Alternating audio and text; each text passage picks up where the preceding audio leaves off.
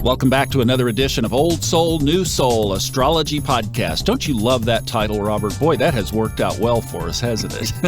Well, it's all thanks to you. It's your title, and I love it too. Well, it's worked good. We're going to take a listener question today from a great friend of the Fun Astrology Podcast and of this one, Patrick. Hey, Thomas and Robert, you guys are incredible. Thank you so much for the podcasts. I love what you're doing, and I love the new show. It is great. My question is about books.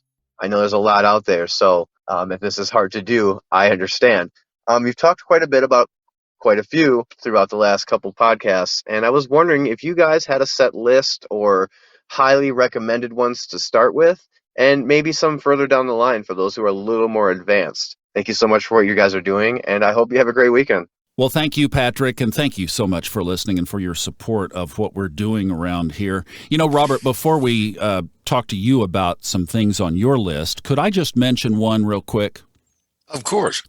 So I narrated a 4-part series for Steve Forrest called the Elements series, where he basically put down in 4 volumes based on fire, earth, air, and water in that order, everything that he would bring to a reading, at least as what is the top of mind stuff. He and Robert are about the same tenure or experience in astrology. And this is what he would say when he sees a particular sign, planet, aspect, configuration. This is what he thinks. So that is all captured. He wrote the book series over the pandemic, and it is now his legacy work. And I was privileged enough to narrate that to audio. So you could either get the set, it is a desk reference set, and you absolutely should have it. And then also the audiobook is very convenient because you can listen to it over and over, and that will get a lot of these configurations etched in your mind. So I wanted to just mention that.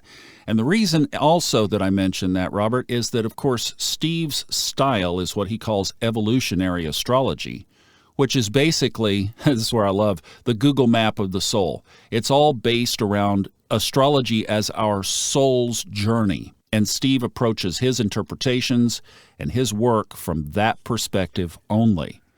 You have, I would say, a much broader perspective of astrology that you gleaned from some of the older manuals and older books that are not back all the way to Lily, and you're not interpreting things from Latin and Greek like Robert Hand is, but these books that you have followed are the roots of the tradition kind of books that bring this incredible seasoning to the craft that you bring to the table. So what are some of the books and resources that have meant the most to you? Well, I guess I have to go back to the very beginning, which was the A to Z Horoscope Maker and Delineator by Llewellyn George, which was originally published, I think, in either the late 20s or early 30s, maybe somewhere there, and revised. But when you've heard me tell the story of how astrology found me, not really the other way around, when a total stranger in Pickwick Bookshop one night, where I happened to be standing in front of the astrology section. And the reason I was there was very simple. I had gone to Los Angeles to be an actor. I had won a scholarship to the Pasadena Playhouse that summer. And here I am in the astrology section thinking maybe one of these books will tell me that I'm going to be rich and famous as an actor. That's exactly why I was there. And this guy walks over to me and says, "You're a Libra, aren't you?" And I said, "Yes." And he said, "You're an astrologer." And I said, "Well, I'm an actor." And he said, "Well, you may be an actor, but what you really are is an astrologer. And the book you want isn't here. It's not in print. Come with me to the front desk." And he wrote down this book title, The A to Z Horoscope Maker and Delineator. Told me to go to a used bookstore on Monday on Hollywood Boulevard, and that they would have a copy. And sure enough, they did. And that's the book that started me out. And it's very thick. It's an old classic. And I'm sure a lot of astrologers started out on it. It shows you everything you need to know to set up a horoscope and then how to interpret the whole thing. And that's the book that when I got to a paragraph about my moon in Aries in my third house, It said you have a mole mark or a scar on your head or face from age 5. And I nearly fell out of my chair because I do. Little hairline scars, really invisible. So that's what started me. And let me ask you something on that, because that book is thick. I have it. I have the yes, it is. The modified, the current version. You can find it on that A-word place where you buy books online. It's there, and I'm sure other places. But, it's thick. And I would imagine that somebody who is trying to learn astrology, sitting down at that book, could be intimidating. And then, of course, you're learning. Let me put another plug in here, because I have created a course that's over on the Fun Astrology website, funastrology.com, called the 101 course, and it's right there on the front page. And it basically is designed that if you know nothing and you want to get to the point where at least you are fluent, it will help get you there. Then you sit down with the A to Z delineator. But I'm curious, you were in your 20s when you met this book for the first time. But as you start to study astrology, and there is so much new, and it's such a foreign language for people, how do you suggest they start to put the pieces together and then memorize all of that stuff? I mean, you're talking about, if you just take 12 signs, 12 houses, and 10 planets, that's 1,440 combinations. Plus aspects, at least 5 aspects. I didn't mention the aspects on purpose, right? Exactly. Yeah. So where do you begin, and how do you assimilate all of that so that somebody 60 years later could talk like you about it? What a question. I know. Well, it's the question that people are facing, right? Yeah. And when you said memorize, I guess that's exactly what I did and what every beginner tries to do. But ultimately, I got to a point, I still teach this way. Once you have a sort of basic grasp of the fundamentals about what the sun means, the moon, and so on, you can actually, I believe, you can think your way through anything. Any question, for example, in Horary. If you, for example, one of the books I would recommend is Marc Edmunds' book on Horary, for a couple of reasons. It's the single best book on Horary astrology that I have ever read. But even for natal work, he gives the best and most thorough, and I mean thorough, descriptions of the houses, especially in the technique of using derivative houses. So that if you want to know about your partner, your wife, or your husband's finances, you look to their second house, which is derived from the seventh house of your partner. So the eighth house then becomes your partner's money, how she or he handles money, and how they make a living, their income, and so on. So his descriptions of the houses are, to me, by far the best. And a lot of times I've had astrologers, well, what about William Lilly? Well, what about William Lilly? He obviously is one of the earliest and most thorough horary astrologers that we know of. But the way his work is presented is not terribly well organized or even well structured. So you wind up with a lot of rules that seemingly are arbitrary and not necessarily logically related. Well, William Lilly was writing 400 years ago, and like everything else, we've come a long way in 400 years. Somebody said, oh, yeah, but it's so old. Well, so is brain surgery. Ancient Egyptians were doing brain surgery. We know from skulls with rectangular cutouts where they were trying to. So again, today, if you have a brain tumor, you're not going to go to 2,000-year-old surgery. You're going to go to, so it's not, I'm not putting down William Lilly's work at all. In fact, Marc Edmunds' work is based on it, but his work on horary astrology, that book alone, is, I just think, indispensable for anybody. He's a difficult writer to read. He writes very elliptically. Sentences it can be a paragraph long. I know when I first read it, I would get halfway through a paragraph and have to begin again, but it's well worth it. It's a terrific book. I know what you mean on that. I'm working on a book right now, as you know, Robert, that was written in 1907, 1910, released by a guy by the name of Wallace Wattles, and I'm doing a remake on the public domain book. And it is difficult. Writing back then was hard for us today to understand. True. We begin a conversation, "Was up?" or "Hey," and that was not the way that it was done back then. So it almost is a vernacular difference that we can't, a lot of people have a hard time bridging that gap. And when we talk about all these books, like, Sepharial, we're going to talk about here, that's a difficult form. So for me, what has happened is slow down, digest bit-sized pieces that you can assimilate, and your greatest friend in doing all of this is note cards. Make note cards. Yep. And just go back and use them over and over, because if you capture these concepts, then you really, but it is. I mean, it is almost a daunting thing to think that you're going to sit down. Let's talk about Sepharial's astrology handbook is like, and it's not that thick. It's nowhere near the size of the A to Z, and yet every word basically has to be committed to memory. That's true, and I think partly because of the way it's organized. But Sepharial's Manual of Astrology, which is what you're talking about, that was a book actually that Linda Goodman recommended to me after I'd met her. And a lot of these older books, which that one is, are written, I think the philosophy of astrology in those days was very fatalistic. All of these books come across very fatalistically, which leads the impression that, oh my gosh, if I get good enough at this, I can predict every single thing before it happens to somebody. And that's simply not true.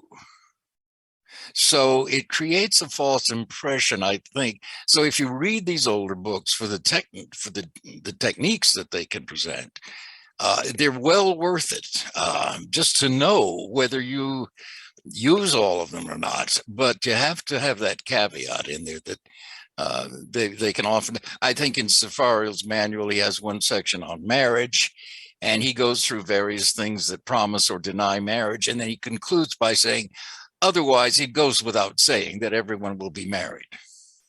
Well, everyone was, I guess, in his day. It didn't matter who or what you were, you pretty much had to get married.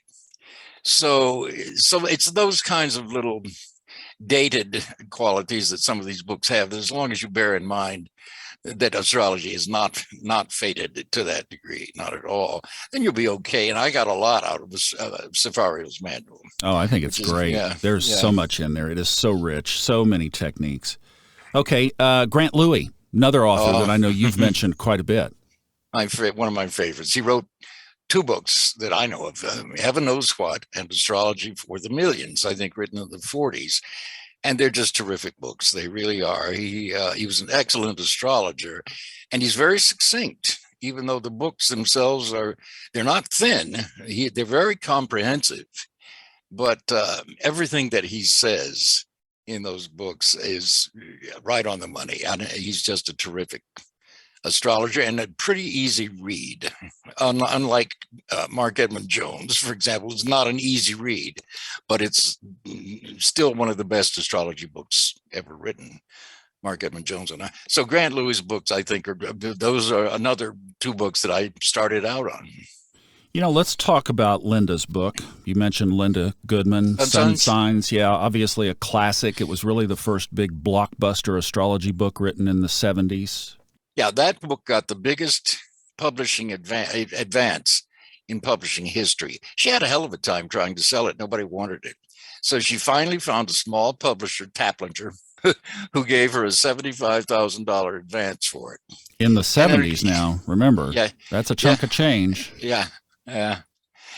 And of course, the thing hit the bestseller list and stayed there forever, and deservedly so. It's the best pop astrology book I think probably ever written, and she was a writer before she even knew anything about astrology. She'd written for Monitor and for television. She had a newspaper column. It was called Letters to Linda. It was like an advice column, but she knew how to write for the general readership. She was a terrific writer. And Sun Signs came out very well thought out. I forget the title, the full title on the cover was How to Really Know Your Husband, Your Boss, Your Child, Your Employer, all these things. So she broke it down that way, and it's a joy to read still, and deserves every accolade that it received. I still love it. I haven't read it in a long time, but yeah, that's absolutely indispensable, I think. Interesting, because Linda was more, her readings and her teachings, and I know the time you spent with her was more talking about things that come from the A to Z and from Sepharial, and yet she wrote about sun signs and didn't address any of those techniques. So she was technique based in her work, but what she got popular for was, as we call it now, sun sign astrology.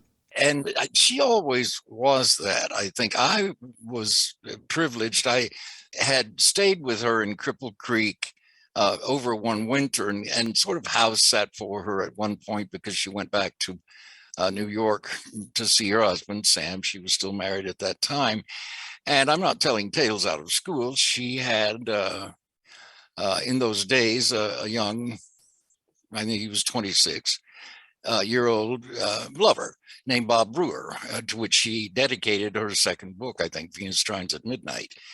So this isn't gossip. This is pretty much public domain.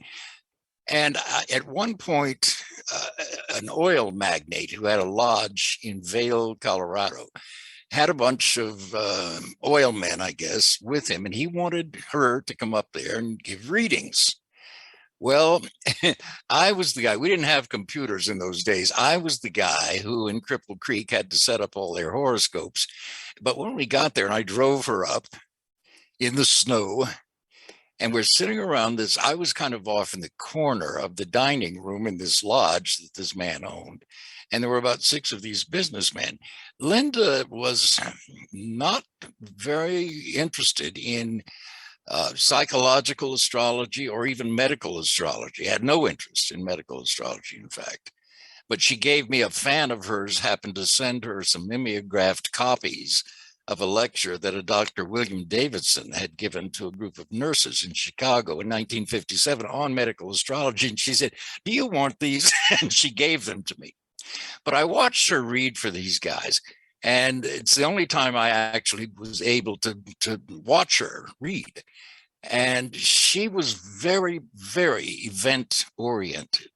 She was with me when I first met her, and she was looking at my score. She was very event oriented. So I know at one point she was reading one of these men's horoscopes, and just out in front of everybody and out of nowhere, she said, "Do you have a brother who's in prison?"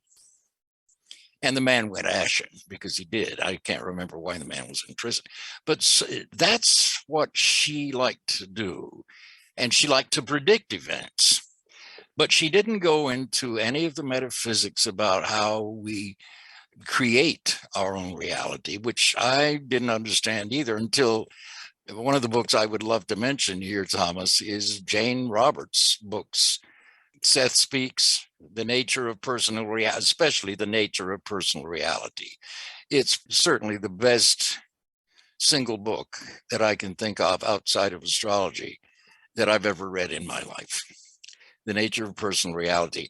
And it absolutely relates to astrology, because the whole premise of the book is that we create our reality from second to second, minute to minute, all from the present. Your point of power is in the present. And we create the reality according to core beliefs that we have about ourselves. So if, for example, your core belief about yourself is that you are worthless, which shows up in charts, by the way, these belief systems, then your reality will reflect your belief that you are worthless. Now, you can change your beliefs, and that's the whole premise of these books, once you're aware of these core beliefs. And so I instantly latched on to the idea that these archetypes in astrology, the planets and the houses they're in, the signs that they're in, the aspects they make, these actually show us our core beliefs about ourselves. Sometimes those are hard to admit. If you have Saturn in the second house, for example, and let's say it's afflicted, as the old books used to say, it can indicate self-worth problems in the second house. So if your belief in your own self-worth is that you're lacking self-worth if you come out of a parental background that constantly put you down or ridiculed you or so on. You will grow up believing that you're worthless. Well, it's a belief. And it may seem to be factual because of the way that you behave, because of this core belief. But once you can make those core beliefs conscious and address them, and nothing beats astrology for doing this, once you can make these things conscious, then suddenly you own them. They're not subconscious, unconscious anymore. So that's a really important book, all the Jane Roberts books. Now, before we hop off of Linda's train there, Yeah. Lloyd Cope was her teacher, right? Yes. And there are a couple of books out there on Amazon by Lloyd Cope. In fact, while you were talking, I just got online and ordered them. Very good. I've never read his book, so I don't know. He was a New York teacher, and she studied with him in New York. Your stars are numbered. Your birthday secrets revealed through astronumerology is one.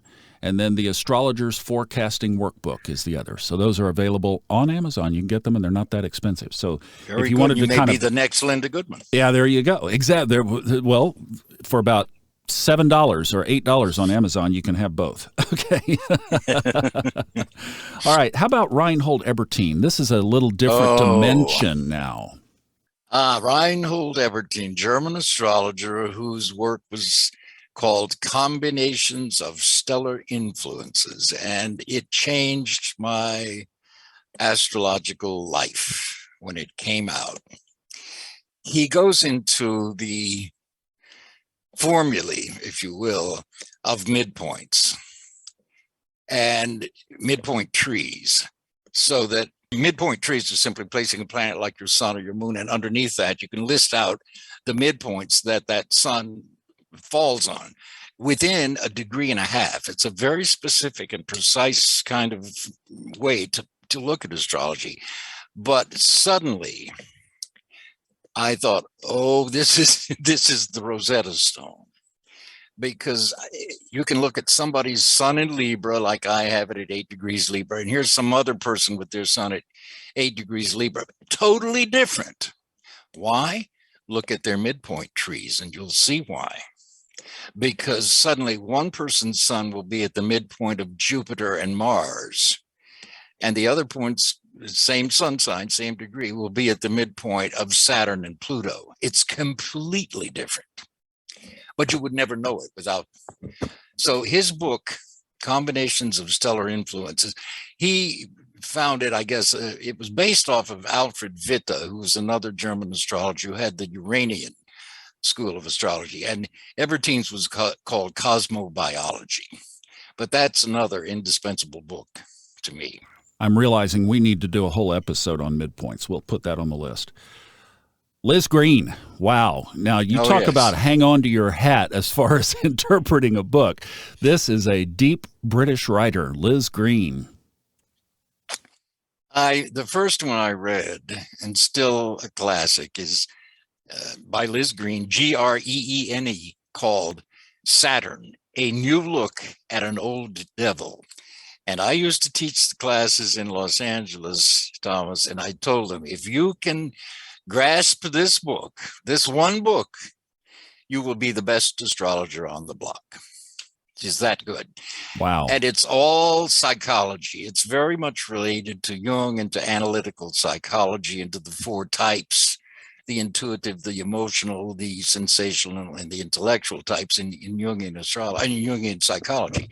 So, and those correspond with the 4 elements. And as it turned out, Carl Jung, who was a contemporary of Freud's, younger than Freud, Carl Jung actually gave serious study to astrology. Freud wrote him and said, for God's sakes, don't publicize this or you'll be ridiculed out of the business. Well, Jung did it anyway because he found astrology really, really useful in working with some of his patients.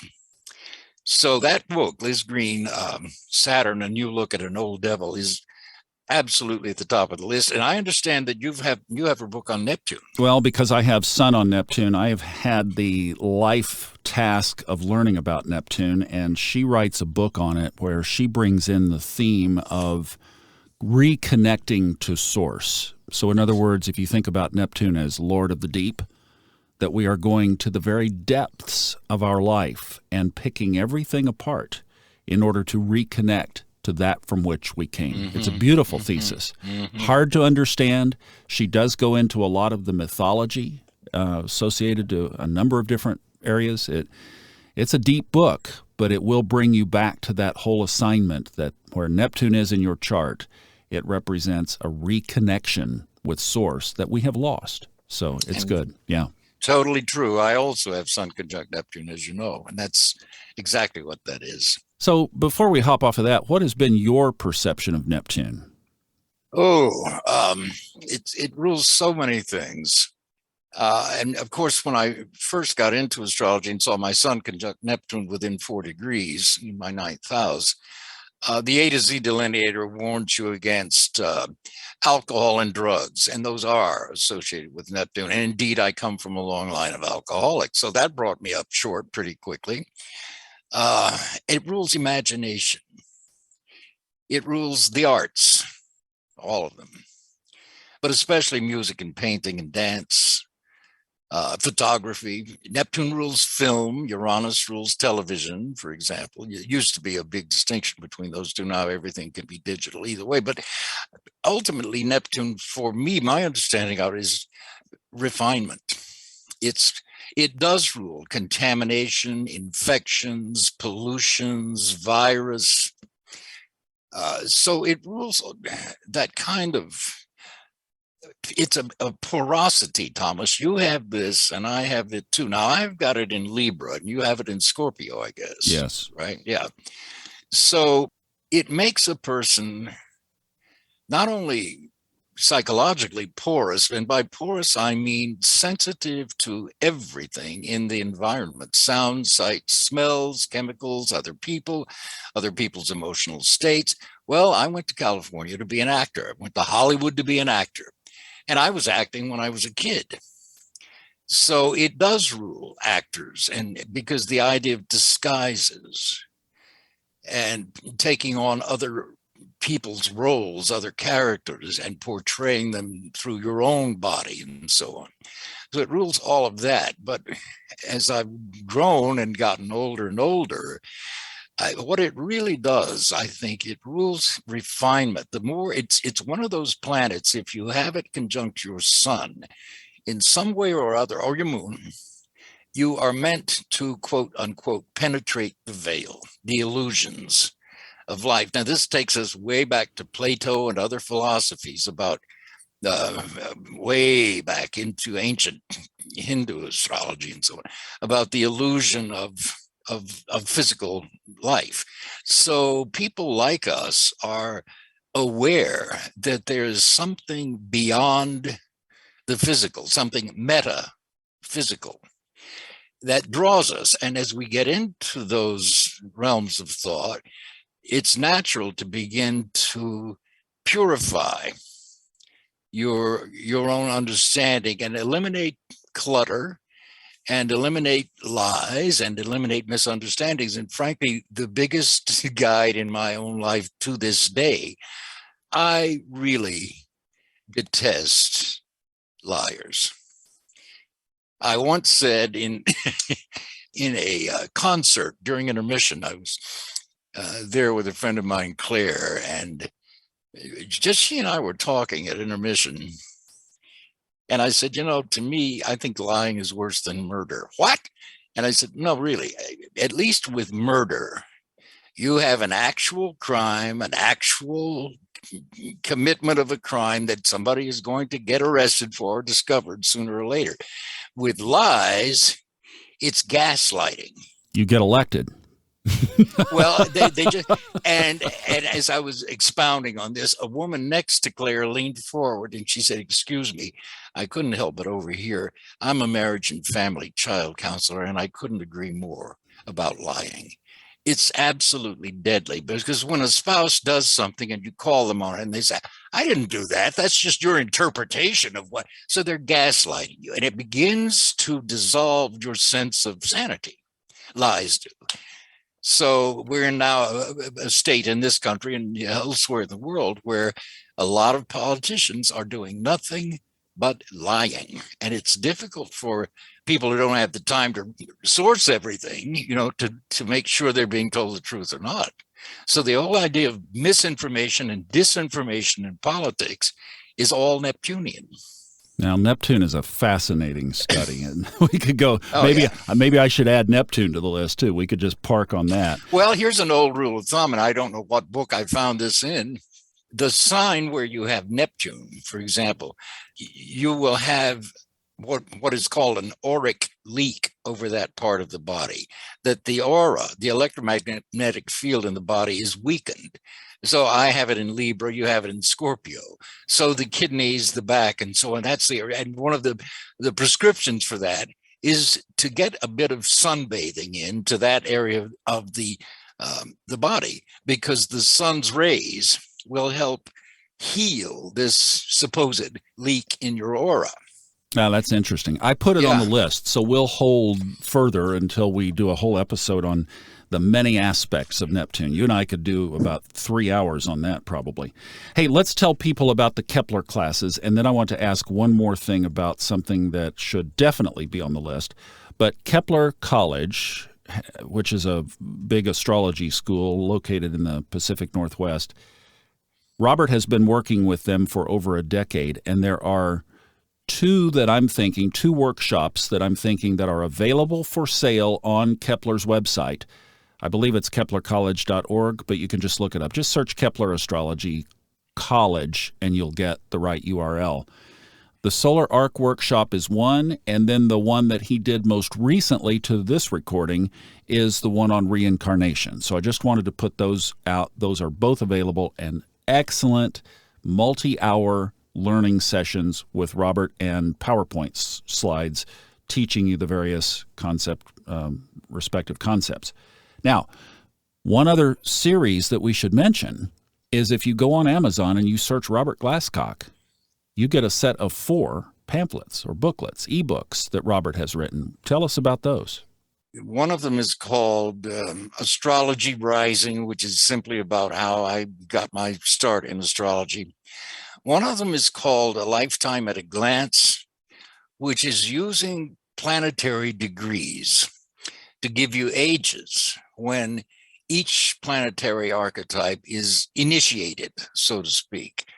And those degrees can be divided by 2 or multiplied by other factors and so on. So, for example, I have Uranus at 13 degrees Gemini in my 6th house of work. And at age 13, I got my Social Security card. I got a newspaper route, and I badgered my beloved father to give me a moped so I could have this new newspaper route. So Uranus of machines and mechanics, in Gemini of newspapers, driving around the neighborhood, throwing papers at 4 a.m. to make my first money. And at 26, multiply that same degree by 2, I was a passenger in a car accident where we were hit on my side of the car. The car started rolling over into oncoming traffic doing 45 miles an hour on Topanga Canyon Boulevard. And as the car rolled over into the traffic, I thought, oh, here's where I die. Not a second's fear, just, oh, this is where I die. And I shut my eyes to die and instantly was 30 feet over the car, watching it roll over, watching these men run out from a filling station across Topanga, stopping traffic. The car righted itself. And I heard Marc, my buddy driving, Bob, are you all right? And I opened my eyes, and I'd been thrown into the back of his VW station wagon. And as these guys pushed the car across into the filling station, I looked up, I noticed that the roof over the passenger seat had crushed into the seat. So I had my first out-of-body experience, which is very much a Uranus and Gemini phenomenon. In my 6th house, trine my sun, it's so and so, accidents, Uranus and so on. So each of the archetypes in your birth chart, each planetary archetype will be initiated primarily at the age of its degree. And all these are obviously between 0 and 30 degrees. But you can take my moon, for example, is at 3 degrees Aries. Well, for a while, honestly, I moved about every 3 years, which is how often that, so you can take a moon archetype at 3 degrees and multiply it by 10 and you get 30. So at age 30, your lunar archetype will again be predominant that year. So if you have a planet at 1 degree, it's active every year in your life. It's one of the most prominent planets in your chart, no matter where it's placed, just by degree. Which brings me up to developmental astrology, which I guess is my catchphrase for what I call what I do. If you place your planets in order of degrees, then you have a list graphically, and you can see how any transiting planet entering a new sign will trigger those planetary archetypes in that order. And in fact, your whole life can be described by the planet at earliest degree all the way through to the planet or point at latest degree. And that will be the story of your life. And that's how your life will end, with the planet at last degree. Fascinating. So that's another one of those books. The next one is The Practice of Astrology. Practice of Astrology, just some practical advice based on my years of practice. What to know, what to do, what not to do, what to avoid, what to be on the lookout for, and so on. Perfect. That's incredibly valuable. Then the last one is The Sixth House, Psychology of Self-Integration. I look at the 6th house first, Thomas. It's become that important. I mean, I don't know where along the way, but the 6th house rules work and health, and that's what everybody knows. But as I kept studying and working with it, I realized I call it the house of psychological self-integration. It's how everybody puts their life together. It doesn't matter. I look at that house before I even look at the sun sign. It tells you how a person assimilates, let's say, the first 5 houses in their horoscope. So you're born and you have a body, you become acquainted with that. Then you have brothers and sisters and relatives, 3rd house. Then you realize, oh, this is what a home is. This is what parents are. That's 4th house. 5th house, I'm going to school. I'm in kindergarten. I'm making friends. I'm finding hobbies and things I love to do, play. The 6th house, really before you're around about 14, is how you begin to assimilate yourself. So, for example, again, with Uranus in that house, I started realizing very early, I'm not like anybody else that I know. I realize I'm different. I think differently. I have different interests. And so the way I've always put myself together turns out to be through Uranus in my 6th house. Well, what could be more natural than becoming an astrologer with that position in there? So that house is a kind of in-depth exploration of the 6th house, which I really do think is crucial, because if your psychological health is off, so will your physical health be, and vice versa. You know, that's going to be another episode. I've got that on the list. We'll put that down the line to come back to and talk about. All right, now, let's do this. And then I'm going to put you on the spot right here on live radio. Okay, let's review. So the A to Z manual. A to Z horoscope maker and delineator. There you go. You've got the whole title. I've got the A to Z part. If Llewellyn George can take the time to write that long title by George, we should absolutely honor it. Well, see, that's why I asked you the memorization question. All right. That's about as far as my memory goes. Yeah. And then Sepharial's Astrology Handbook. Now, we didn't mention this. When we talked about that, if you go online and search for that, you will find various parts of it. And also you can find a PDF of it online, but it's 4 books combined into one. And many times you'll go online and get book 2 or book 1, but you have to get all 4. There is a book on Amazon, a paperback that has all 4. And if you keep digging, you can find the PDF online with all 4 as well. One more book, Thomas, if I may, is the one that I mentioned. It's by Dr. William Davidson, and it's called Medical Lectures. That's all. And if you hunt around, the last years ago, somebody asked if I knew where to get it, and I didn't. So I went online and looked, and I saw a copy. It was originally transcribed by, I guess, one of the nurses in attendance. This is what Linda Goodman gave me. It was 8 mimeographed pamphlets, and they were, in those days, we didn't have Xerox. So these were carbon paper copies. Oh, my word. Yeah. Yeah. But I saw one, 10 years ago, available for something like $150 on Amazon.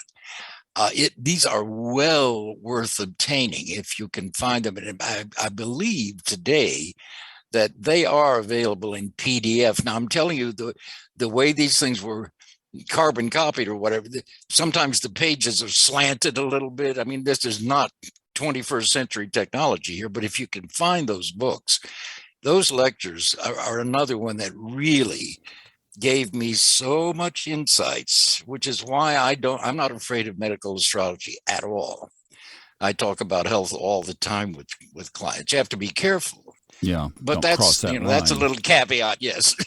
Okay, so then Grant Lewi, Reinhold Ebertin, Linda Goodman, Lloyd Cope, Marc Edmund Jones, Horary book, Liz Greene. You can start with Saturn, Neptune. And then, as Robert mentioned, the Seth Speaks books, Jane Roberts. And then we talked about Robert's 4 books on Amazon, Steve Forrest's books, the 101 course in Kepler. Now, that is a really comprehensive list. Now, here's the deal. Robert, you've been doing this, 57 years, I think, now, as we're recording this? Okay, all right. Yeah. So if you want to sound like Robert when you're 77 and you start at 20, then there's the list. That's what did it. That and a lot of readings. But Robert Patrick is a young man. He has time to digest all of these, and he can absorb and assimilate them. And he has the brain cells still in order to basically be able to commit these to memory. I, on the other hand, look at adding 57 years to the current age, and it's not going to happen. So my on-the-spot question is, if you were recommending to somebody that they only had the opportunity to digest 1 or maybe 2 of these, and really that was going to be the focus, or 3, what's the top of the list for the, shall we say, the later in life crowd that might not have the opportunity to be able to absorb all of this? Oh, probably 2, Thomas. The A to Z Horoscope Maker and Delineator, just because it's so comprehensive. And Saturn, A New Look at an Old Devil by Liz Greene. Wow. Okay. All right. And then I would add a third, Marc Edmund Jones' Horary book. Horary that is Astrology. Interesting. Okay. Well, there you go. So that's the list, guys. And Robert, I really appreciate you. You and I thought this would be like a 5-minute episode. So here we go. We're coming up on 45 minutes of this, but I hope that has really helped solidify how you got to where you are for people. Thank you. Oh, thank you, Thomas. And if you would like to avail yourself of a reading with Robert, we've been mentioning this, you can go to our Glasscock, the number 4 site, and under the Me tab, there is a link there. It's also in the show notes. You can also find a link to our Discord channel where Kristen Lawhead is doing an amazing job keeping the conversation going over there. And we will see you back next time on the next Old Soul, New Soul Astrology podcast with Robert Glasscock. Thank you so much for listening.